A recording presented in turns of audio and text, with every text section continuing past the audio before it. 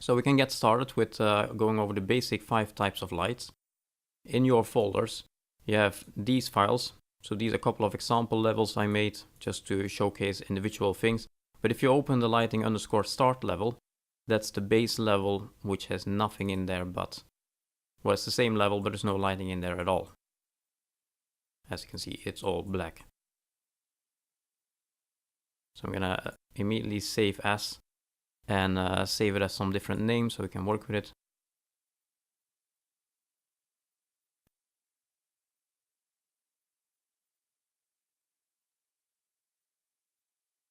Okay, so Unreal has 5 different types of lights. There are 5 different ways of illuminating a scene. And those 5 are point lights, spotlights, directional lights, skylights, and environment lights. And then technically you could say that the 6th type of light is having static meshes actually cause lighting. You could say that's the 6th type.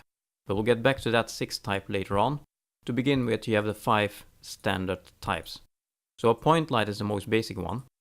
Point light is made by simply holding the L key on the keyboard.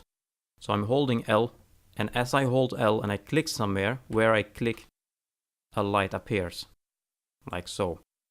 And every time I do that, I get a new light. You can also, rather than using L, you can also right click and do add actor, add light point. That's the same thing. So this is a standard Omni light, point light, Omni light, same thing. You can just move it, you can see the lightning, etc. You can scale it with the normal scale gizmo here.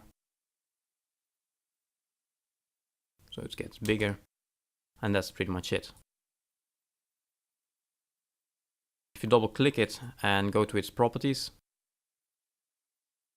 and please note that like my other videos, I use a different order than what you have probably. What you have in the default one is this. Oh, that was not the right one. You have this in the default view, so lighting's at the top, but I've turned that off over here because I'm used to the old original setup, so I've returned to the original setup. Either way, in the light section, light component, in the sections point light component and light component, you have a couple of basic properties that pretty much do everything you need to do. There's quite a lot of properties here. There's even more hidden beneath that you can't see. But for most basic use, this is what you need. I mean, 90% of the time, I only use 4 or 5 of these properties, really. I pretty much only use brightness, which is obviously the brightness. I tend to turn off cast shadows sometimes, but there's more of an optimization. Light color, of course.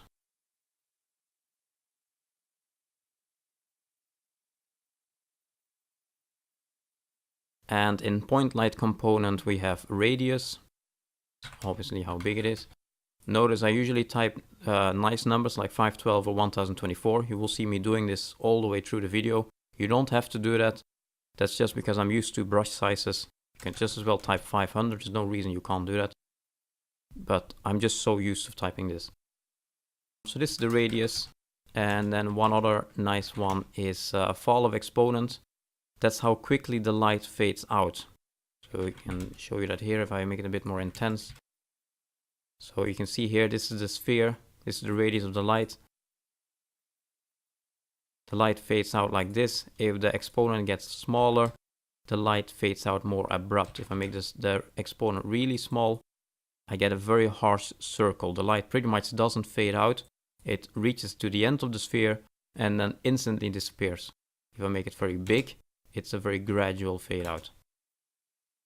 So this is just how quickly the light disappears into the distance. Other than that, I rarely use the other properties, although a lot of these properties are very important and we'll get back to them later on. But for standard use, this is pretty much it.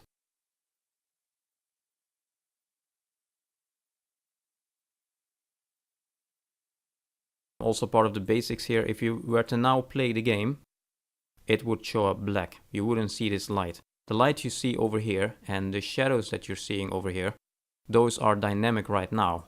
However, this is not a dynamic light. This is a static light. That's why it says S in the icon. So the lighting you see right now, that's just the preview lighting. That's not the actual lighting that the game will use. That's just to show you in the editor what's going on. So if you play this in game, if you now press play, it would show up black because the game cannot show the preview lighting. And same for the shadow, it's the preview dynamic shadow. What you have to do now is convert this light into light maps and into static lighting. That's something we'll get back to after these 5 types of light, but all the lighting in Unreal, or not all, but the large majority of the lighting in Unreal is static. It's baked into light maps or in vertex colors. So in order to get that process going, you have to rebuild the lighting. So build lighting, then you get this window, that shouldn't be on. Here you need to have the first 2 on and the last one on, and that's pretty much it. I have it on preview so it goes nice and fast, and then just press OK. Once that's finished and you go in game, you would be able to see the lighting. Okay, that's the very basic part of that. So besides the point light, you also have a spotlight. It might be that you can find this in the right click menu, which I never really use. So you might be able to find it in the right click menu over here somewhere, but what I usually do is I go to the actor classes. So I open the content browser here. I get the content browser. There's a tab here called actor classes. And in here you have a section called lights. Here are all the types of lights that you're looking for. So you can see you have a point light here. That's the one we just added. If I drag that in, point light, that's the one we just had. We got some different types of point lights. That's also something we'll get back to later on. But for now, let's focus on the standard types. So you have a spotlight, which you can rotate, and which property-wise works the same pretty much. So brightness, color,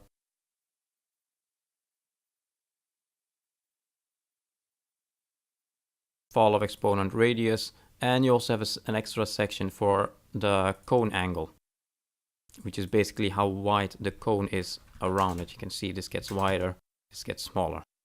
That's pretty much it, otherwise it's the same.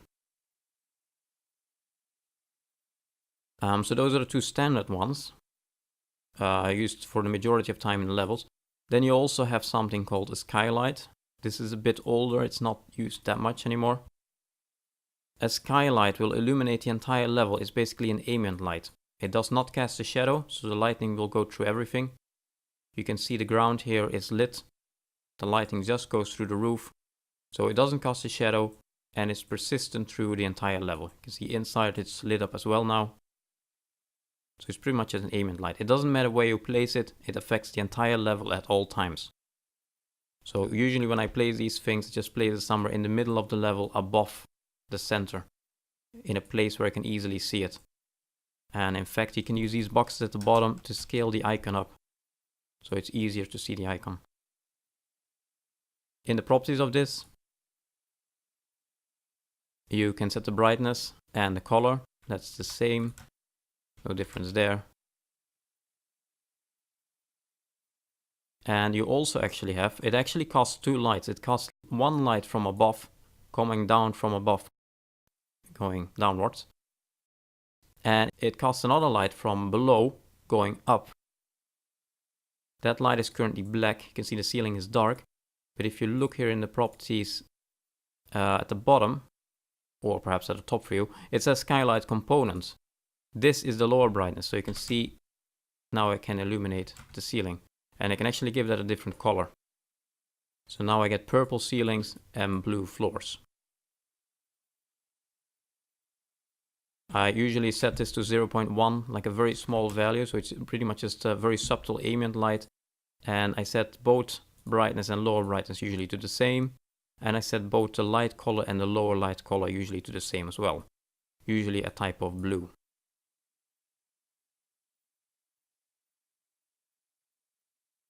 This is what I tend to do.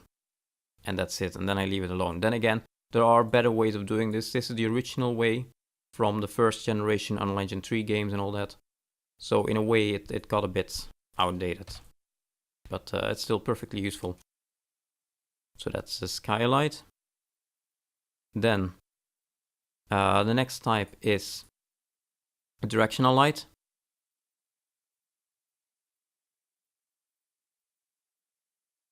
So I'm adding the standard directional light here. Again, this affects the entire level, no matter where it's placed. It does not have a radius. There is no range, it just affects everything all the time. So again, I usually place it in the middle of the level, somewhere above the ground. You can scale the icon over here, so you can see it more easily. And it has a direction, you can see it has an arrow. So you can rotate it and angle it. This is pretty much the sun. It will cast a light coming from the sky from one direction downward. So let's say the light originates there.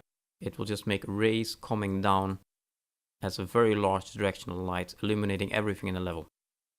That's pretty much it. So it's usually used for the sun. You usually rotate it so it matches the position of the sun, which is somewhere there. And then in the properties you would set the same few basic properties, such as brightness, color, you can make it a bit orange.